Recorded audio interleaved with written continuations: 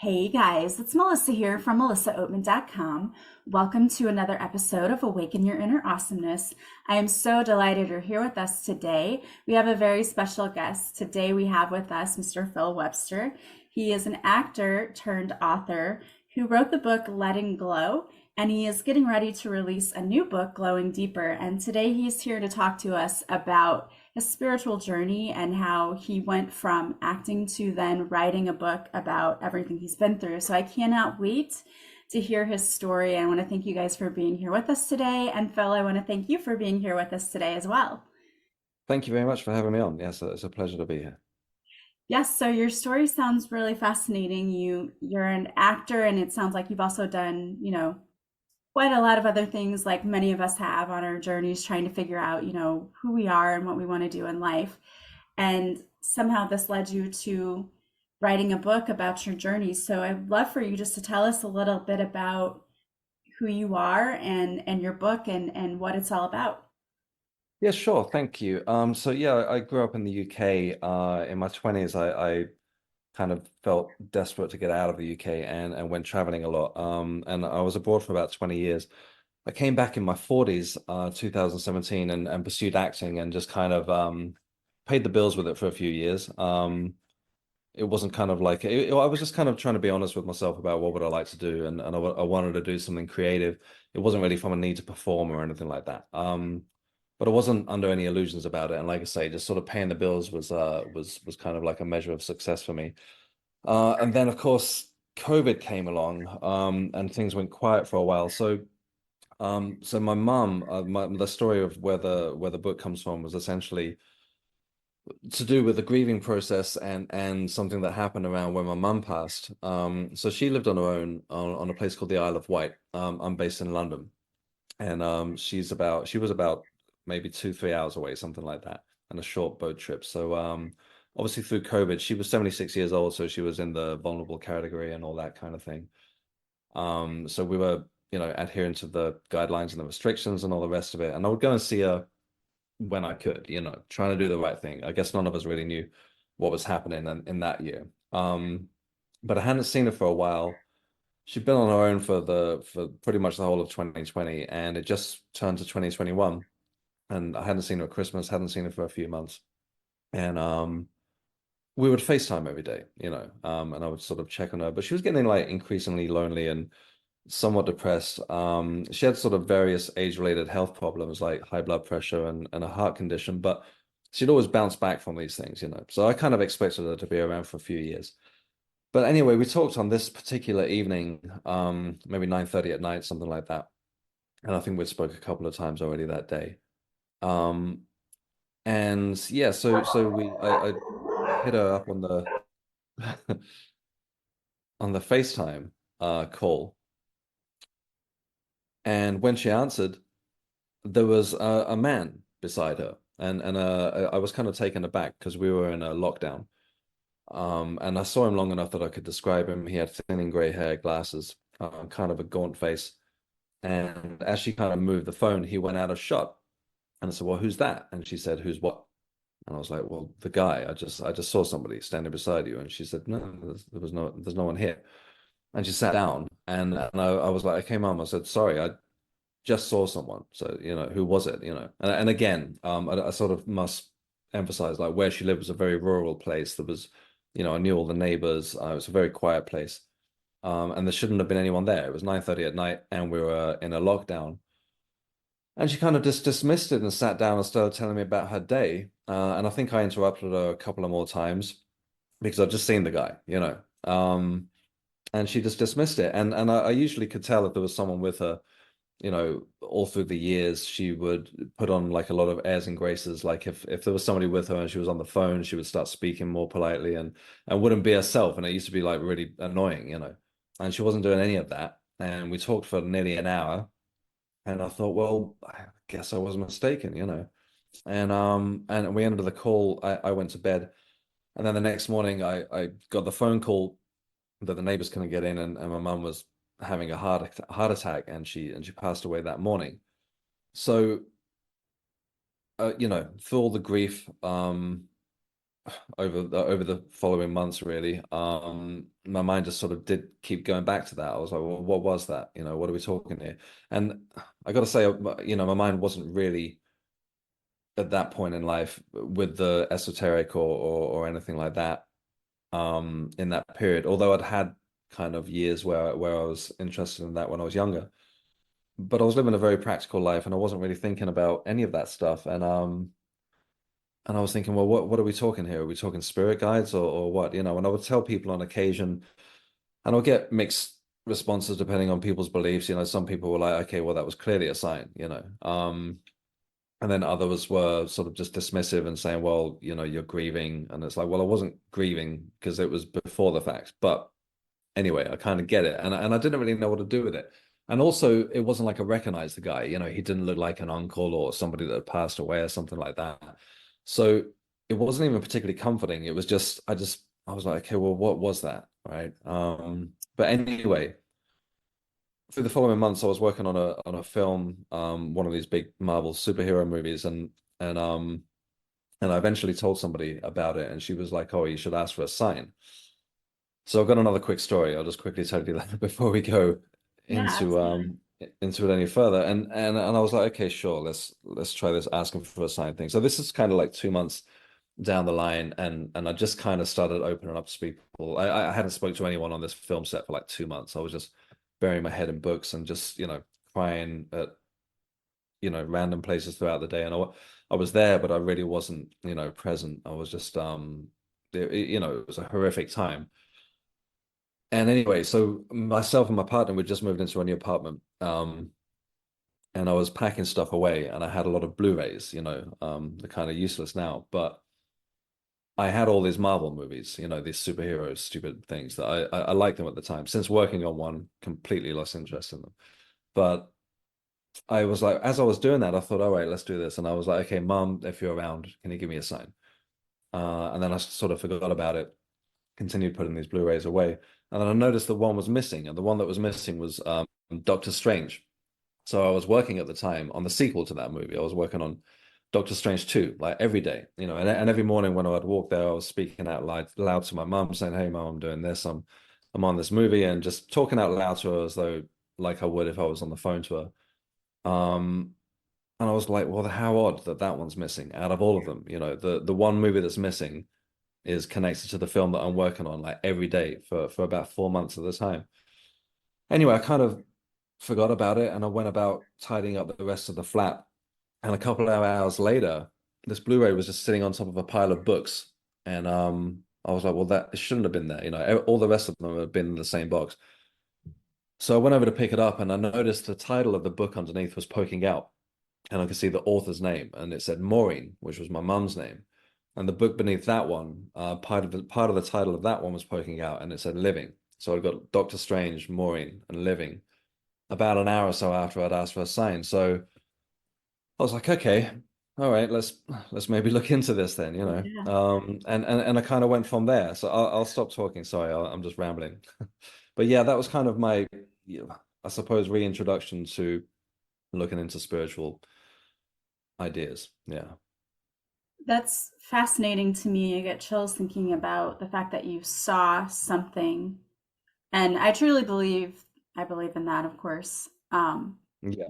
And I know that a lot of people who, I always call it a spiritual awakening, like when you're reintroduced to, because I think that happens to a lot of us. Maybe we are Yeah. religious when we're young, or we have a connection, and then we're learning, we're figuring out who we are, we kind of step away from it for a while, Exactly. and Yeah. then something happens in our lives that draws us back in. And for a lot of people, that is loss, whether Yeah. it's the loss of a relationship, the loss of a job, loss of a person. And that is true for me. And I lost my mom 2 years ago too. So I understand I'm sorry. the grief Yeah. and the journey, and how difficult that can be. Um, Yeah. yeah, so that's fascinating. So this sort of got you questioning then. Okay. So did you ask for more signs?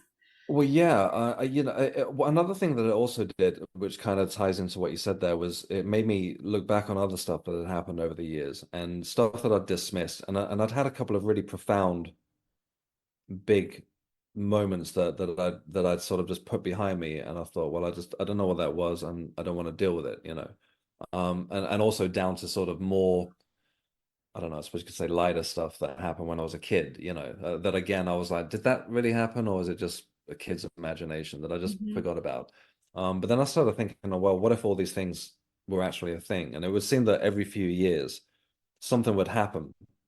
And one of the biggest things that happened was in my mid 30s, I woke up one morning, and I was living in Helsinki at the time. I was living a bit of a hedonistic lifestyle. I was running bars and nightclubs. I wasn't a terrible person, but I was kind of very self-absorbed. I definitely wasn't thinking about anything spiritual at all. I was just kind of in this pursuit of having what I thought was fun at the time. And being a bit selfish. And anyway, I kind of woke up this morning, and I just had this odd thought, and it wasn't like a new thing, but it something shifted. And I was just thinking about how we've only really got the moment of now, you know, all the time. Um, and as I thought about this, it was as though were hit with like a ton of bricks, and all of a sudden it was as though I were over here looking at my thoughts, and linear time fell away, and it was just like now. But then it just didn't stop. It was like now, now, now. I just couldn't switch it off. I couldn't think, well, what am I going to do tonight, or eat for dinner, or what did I do last night, or all of a sudden it seemed absurd. You know, I was thinking, okay, what this sounds kind of nuts, but like I was like, well, this moment now, where's it gone? You know, we assume that it's behind us, it's on this timeline, but where is it? It's nowhere to be found, you know. Um, and I kind of flew into a panic attack. And I tried to walk it off, and then I went to work that night, and I was kind of really freaking out about this. And you know, no drugs or alcohol was involved or anything like that. I was just having a real freak out, and I was trying to tell people about it, and they were just looking at me like I was nuts, which was fair enough. And I thought it would stop, and it didn't stop. It went on for weeks, to the point that I started thinking, like, doubting my sanity. It was as though reality had shifted, and I just couldn't switch the thing off. It was just like ultra awareness, you know. I can't really, and terrifying. You know, people talk about being in the moment of now, and what a wonderful experience it is, and Eckhart Tolle writes about it and things like that. But it was horrifying. The experience that I think I was having the exact polar opposite to what he's talked about. Although I haven't actually read his books, but um, it got to a point where I went to see a doctor, and they started using words like psychosis, and gave me meds which didn't touch it. You know, just nothing happened. Like anti-anxiety pills, nothing touched it. They gave me sleeping pills. I'd wake up the next day, the whole thing would just start over again. I would just be this now, now, now. Couldn't switch it off. And eventually, like months in, I was getting to like a very sort of dark place, thinking, well, something's broken here. You know, I was seriously thinking, well, this is the way that my brain's going to work now. I'm going to check out.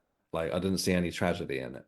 And just sort of just to remind, this is I was about 35 years old, so a good 10, 13 years ago. Um, and I really just didn't know what to do. I felt like I was kind of hanging on to reality by like the slippery pole, you know. Eventually I found a therapist, and I told him this whole thing, and he was amazingly the one person that seemed to know exactly what I was going through. And he was like, no, no, no, man. He was like, you're fine. It's like this is an awakening. You know, he said, you're experiencing ultimate reality. And he led me through a guided meditation, which pretty much after a good couple of months brought me back almost instantly. It kind of started up again afterwards, but I started practicing this meditation every day, and very gradually sort of came back online or offline, depending on which way you look at it. Yeah. Um, and I was like, okay, thank God, and just put it behind me, and just didn't want to, you know, I was like, I don't know what the hell that was. But again, in hindsight, you know, maybe that was something more powerful than I was kind of giving it credit for. And I'm not dismissing mental illness or anything like that, but you know, what medication couldn't do, meditation did essentially. That's quite I should have used that for a tagline Yeah. in the Great book. tagline. But just point being, and sorry to I'm sort of backtracking, but yeah, point being, it would seem that every few years something like that would happen. You know, there was a couple of instances, but more instances, but I won't sort of go too far into it. But I thought, all right, well, maybe I need to start taking notice of this stuff. I started writing the book about losing my mom and the grieving process, and then all these little signs that I seem to be getting. And I read a book about mediumship by a medium called Claire Broad, and another strange little synchronicity. So I think I'm getting joined by a cat here. Um, was that I just picked up this book on mediumship. I didn't know where the author was from, Claire, and the first story started in a place called Richmond Cemetery, and it was kind of where she first had like a psychic impression when she was a kid, and I could see it out of my window. I could see Richmond Cemetery from my window, and Claire could have been from the States or Australia or anywhere. I had no idea. And oddly, this book took place right across the street out of my window in London. Anyway, I ended up getting in touch with Claire, doing a couple of workshops and things like that, and essentially exploring mediumship. And to sort of cut the story short of the first book, it's essentially like my journey into learning about mediumship and different spiritual practices. So, have you found, since you had the experience with when you were talking to your mother and you saw someone or you saw something and you weren't sure what it was in the background, have you had any experiences similar to that since then? I haven't had any actual visual. Well, actually, yeah, I did once. Oh, that's another story entirely. But nothing like that. Nothing. I've never seen a visual apparition. I suppose that's what it was. I still don't know what it was. What was it? Was it her spirit guide? Was it my spirit guide? Was it a family member? I don't know. A friend of hers. I believe it was something. And at the end of the day, that seemed to me to be the most logical.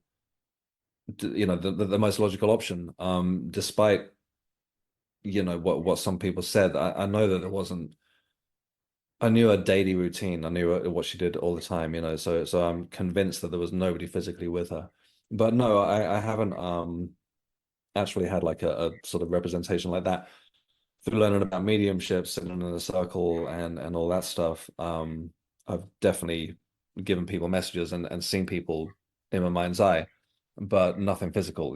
I don't know how it is for other mediums. Mediums often talk about, well, you've got this person standing beside you. I don't know if they're actually standing beside them. That's not how it's worked for me, at least. I'll sort of, yeah, I'll get the impression of feeling, Mhm. sometimes even the feeling of a description rather than actually seeing someone. But anyway, it's kind of early days for me. I'd say I'm sort of about 2.5 years into it, so I'm not really considering myself as a medium yet. I'm not even sure that that's sort of my final destination. I feel like it's just part of it. But yeah, I've had some amazing things happen. And seeing other mediums at work, just heard amazing stories, that are absolutely something that they couldn't know, and same for myself, giving people evidence that like no idea where this came from. Yeah. So yeah, it was kind of an interesting way to write a book because I was pouring my grief into it, but at the same time, these amazing things were happening that I was kind of documenting along the ways, and it definitely helps, I have to say. I wouldn't try and sort of force my beliefs on somebody else that was maybe going through a grieving process, but it definitely eased it. Yeah, to have this idea that there's that we definitely go on. Yeah. Yeah, and that you were seeing evidence, your mom showing you that she's still listening to you, obviously, if Yeah. you're asking So for I've just got signs to, and she's showing those are very obvious signs to me. If she had the exact movie you were working on the sequel for, that's yeah. incredible. Yeah, no, yeah, that really was. So I've just got this furry animal just circling me at the moment. Animals love my show. You heard my dogs earlier. They Yeah. love to join in every once in a while. And I think that's an interesting thing too. When you are an empathic person, and when you, I think, are more spiritual and high vibrating, animals do tend to attract, like you attract animals. I feel that way anyway. Yeah, I can see that actually now you mention it. Yeah. Yeah, I've got a lot of them in my life lately. Yeah, other people's and yeah. Yes, they like to send messages as well. And so, in your book, do you give any insight to, if you're going through the spiritual awakening process, tips or Yeah, anything absolutely. helpful? Yeah, I've put lots of meditations in there. I've since that's just been in so many ways, meditation has really helped me so much. Just in the first place with the other story that I told you, and then I feel like it really is the key to mediumship. To again to be able I talk about it a lot, but and I'm not the only person that talks about this, but stepping back from your thoughts and sort of getting used to observing them and not getting caught up in the whole thing, and then sort of really getting in tune with that I call it the backseat driver or whatever you want to call it, the witness. And then you can sort of realize that that inner voice isn't necessarily attached to all of your thoughts. And then through mediumship, when something else comes in, at least this is the way it works for me, then I can tell the difference between, what's going on with me and this new voice that's come in. So yeah, I feel the book with meditations, actually both books, the second book too. And it's a progression, I suppose. And all I'm saying is what's worked for me. I feel like somewhat a little bit of a maverick, because in the UK especially, we have a very traditional spiritualist movement here. Um, so people have been practicing this for way before I stepped in, and just saying, hey, let's all be mediums. I've read a book about it. So I'm just sort of treading carefully. I don't want to, step on anyone's toes or suggest that I know that much about it. I'm just kind of documenting what's worked for me, and I would hope that if the reader was interested that they would follow the same steps and it should work for them too. Yeah, yeah, I think the best part about the fact that, someone like you writing the book is that people realize and understand that they're not crazy and that they're yeah, not alone. There's someone else who has gone through this a similar experience, and that, you know, giving them tips and tools for how to work through it, I think is really important, because going through a spiritual awakening can feel like you're going crazy.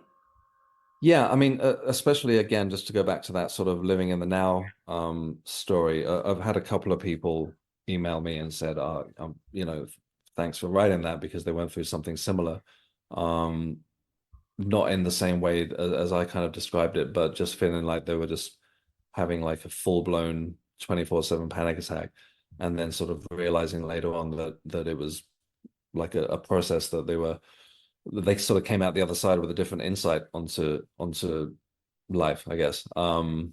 Yeah, a couple of people have come to me with that story, which is well, it's not really nice to hear because it's kind of everybody seems to be quite traumatized about it, but yeah, I wonder, because people sort of throw the term spiritual awakening around a lot, and I feel like at the end of the day, it's a good thing, but like you said, it's not necessarily the easiest Mhm. of rides when you really get hit with one. Yeah. Yeah, it's confusing and you feel lost. And like you said, I think a lot of people probably go through depression and panic attacks because they just don't really understand what's happening. And it's hard because Yeah. it's not really the mainstream yet. I mean, we're getting more Yeah. in that way, but not yet. That's true. And just to bring it to, I'm sort of just tying this into the books a little bit. The second book that I wrote, I did a lot of some research around shamanism and sort of ancient traditions and stuff like that. And one kind of interesting thing that I came across was that this was all to go through something like that was almost a rite of passage thousands of years ago. That you'd have like a tribe or a village, or I'm just sort of just generalizing here, but you'd have the person that people would consider a little bit odd, who would be the seer or something like that. And those people would typically go to the brink of madness and come back. And then they would be the people the person that somebody would go to for spiritual advice or all that kind of thing. I really made a mess of that, but you know what I mean. It makes I sense to mean, me. I understood what you were saying. And yeah, it's kind of similar today, except, yeah. not everyone shares their experiences either. I think, some people Mm. kind of suffer in silence that they're going through this, because it is true. Like, not everyone is accepting of, especially if they've been brought up in a very strict religious home. Absolutely, yeah, You definitely. don't want to And believe. also, again, I've got to be sort of really careful here because I'm just not dismissing any mental illness at all. And maybe I did have a psychotic break. I don't know, but maybe a psychotic break could also be a spiritual an awakening. It's an odd one, but I was really on the brink, and it was for the most part of a year. And like I say, meditation, that just changed everything. Just one meditation. I just saw the benefits of it instantly. And then that just brought me back. Yeah, just repeating the same meditation every day. So to be honest, and with full disclosure, after I got better, I forgot about it. I didn't keep meditating. I just was like, great, I'm back. All right, I'll carry on now, and pick up where I left off. Yeah. But I found I couldn't. I felt, my ego had been smashed to pieces. I felt like a lot humbler. I felt a lot more respect about everything and everyone. Um, and then yeah, it's kind of come somewhat. I don't know if it's full circle yet, but my mum passing was really the catalyst to sort of go back to all of that and think, okay, yeah, maybe this is a thing that I need to pay more attention to. And I feel that finally, after nearly 50 years of never knowing what I wanted to do with my life, I feel like, oh, okay, this was it, right? I get it now. But yeah, Interesting thing. I think a lot of people start to turn more towards their, purpose in life.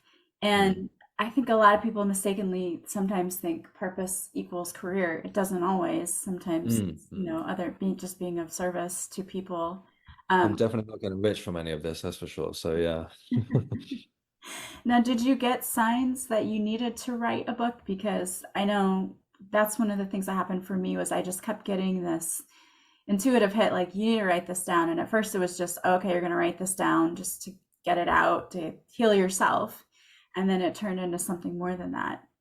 It just felt like the natural thing to do at the time. I can't remember when I started it. I'm gonna say a couple of months after my mum passed, when I started looking into mediumship. And I walked into a spiritualist church one night and just watched a medium giving a demonstration to like a random congregation of people. And she came to me and pretty much just described my mum. And I must say the game changer was her accent changed. So this medium, she didn't know me. I just walked in there and she sort of very briefly described the state around my mum passing. And she had a very strong London Cockney accent. And then it changed to a very Northern English accent. And I was just like, okay, this is like I mean I'd gone there hoping to hear from my mom at the end of the day after reading a couple of books on mediumship, but that was as life-changing as all the other kind of things that happened around my mum passing. So yeah, that probably really was I probably started writing it then. I think I was like, okay, there's a lot of stuff going on here. I need to start, yeah, talking about it. But it felt like a natural process. Yeah. I mean, I've scribbled a few things down over the years, but I've never wrote a book. Yeah. And it just poured out. And then when I finished it, I felt like I'd learned so much about this whole sort of, I don't know what you would call it, movement or what have you, that I just wrote the second one straight off the back of that. So yeah. And how does the second book differ from the first? What's the second book about? The second one was really more about everything I'd learned over that first year. The first was more about me. The first one's more almost like autobiographical, or very much so actually. To just sort of put things in context. I've not gone into every single thing I did through my life, but anything that would sort of appear to have some sort of weird event attached to it, I kind of just like highlighted them, and there seemed to be a lot. And then yeah, the second one, it was kind of more about these sort of spiritual ideas. I hate to just keep using the word spiritual, but Yeah. these kind of ideas as a bigger collective. And then I was thinking, well, what would I like to know about? So I kind of dove into this whole thing about Celtic folklore and again shamanism and history of witchcraft. I started studying about studying a history of witchcraft in the Middle Ages through the University of Barcelona and just kind of just poured all into it and had a lot of fun with it. Yeah. Yeah. I think that's really an important thing to get perspective on how different cultures throughout the years have treated people who have had gifts, because I think it's really interesting to see that, and also to see, I think, how we've evolved Yeah. as Yeah, people, actually you just described it better than I did. Complete. That's pretty much what I tried to do with that section of the book at least. I learned so much. Especially about witchcraft actually in the Middle Ages. Over here, I'm just kind of looking at my notes because this is way too smart for me to remember off the top of my head. But yeah, I kind of went into this whole section and there's so much of it, of course in the States as well.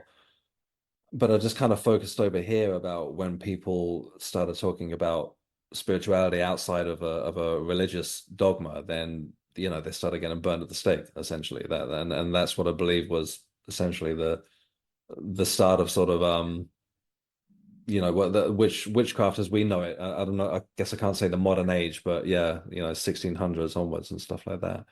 Yeah, but yeah. I mean, horrifying, and essentially anyone that would claim that they talk to dead people would be it.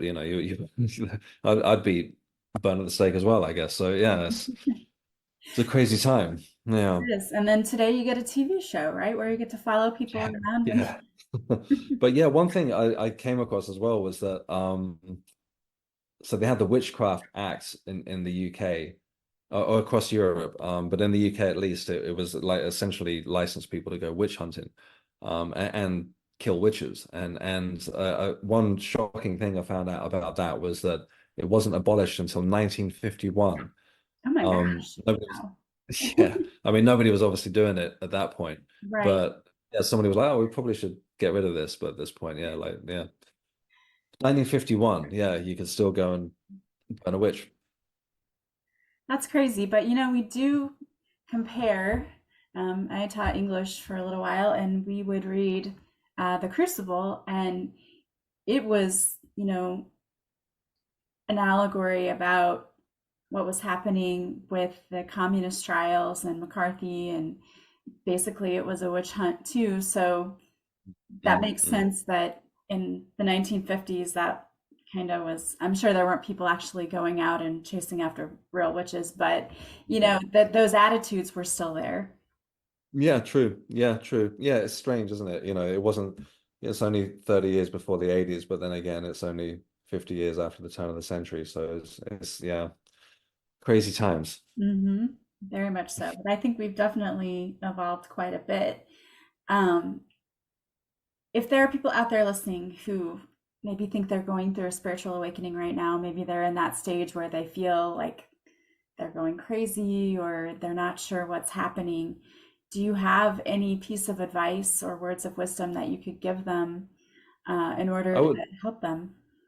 yeah, I mean, sure, I would go straight to meditation immediately. If you're not, if you've never done it before or not used to it, I'm sure most of your listeners have. Guided meditations are like really helpful. I still use guided meditations, to just sort of cut out the clatter and just sort of get in that bubble of yourself and just be sort of I feel like it helped me get comfortable in my own skin again after not really being able to make much sense of it for a while. And it still does. Yeah, it still does. Just to take that moment and just be present and connect with the moment of now, but not have the whole thing that I went through. But yeah, I feel like it's possible to sort of connect with that in a much more peaceful state. And just yeah, I feel like that's a real key. Yeah, definitely. And you said that you have meditations in your book, is that right? Yep, every few pages there's a meditation. I've started making guided meditations. I'm sort of dabbling with YouTube. I've not got that many followers there. And I've put a few guided meditations on there, but the actual process of recording them and all that stuff and putting music with them and everything, I need to get better at that. But yeah, I think there are plenty of meditations out there that are useful. But yeah, both books, Letting Glow and Glowing Deeper, they both have a meditation at the end of each chapter. Yeah. Awesome. Well, I want to thank you for being here with us today. And, there's lots of great people who have guided meditations too. If anyone's just searching right now and just thinking, like, I need something today, I have some on my YouTube channel too. But definitely, if this is something that, you're listening to us and you sound like, this is me, I really need some help, his book is a great resource. It's Letting Glow, and then Glowing Deeper is going to be coming out soon. So I really want to thank you for being here with us today and sharing your story with us, because I think it's helpful for people to understand they're not alone and to really be able to relate to other people sharing the same experiences. Yeah, absolutely. Thank you for having me on again. Yeah, it was nice talking with you. And now if anyone wants to buy your book or maybe they just want to follow you, what's the best way for them to do that? Yeah, the books are available everywhere. If they don't physically have them in a bookstore, if people still do that, yeah, they're pretty much, Barnes and Noble, obviously Amazon. Yeah, they're available worldwide. The second one comes out on the 1st of February. But yeah, Letting Glow's been out since last April. And then me, I've got a website, philwebster.com, so it's Phil with two L's. And yeah, I'm happy to receive emails and if anybody wants to talk about any of the things we've talked about. Awesome. And I'm going to have that in the show notes. So if you guys want to go to his website or you want to get to the book, it will be there for you. Thank you again so much for being here with us today and just sharing your story with us. Thanks so much for having me. And I want to thank you guys for being here with us today, too. As always, if you like this podcast, please subscribe. Please leave a positive review from wherever you're listening. And the greatest compliment you can pay me is to share this podcast with anyone you think might benefit. I hope you guys have an amazing week. If you want to work with me, my website is in the show notes. And you can also join us on Patreon, where you can see the video of this interview and all of the other wonderful guests that we've had on this podcast. I hope you guys have an amazing week. I am sending you so much love and light, and I will talk to you soon. Bye, guys.